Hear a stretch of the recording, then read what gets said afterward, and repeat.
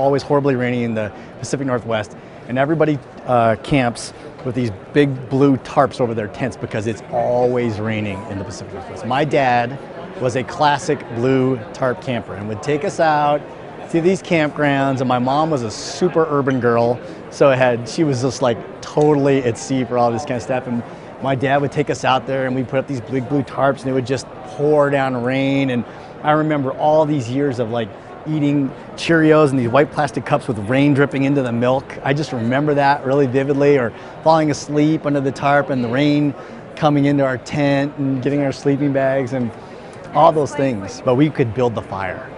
And all the time, that was like the greatest thing. We got to go out, we get to hold matches, we would get to build the fire, we get to stand close to the fire, and do all those things, and it'd be pouring down rain and this smoky, horrible fire, but we were so happy because we got to do that.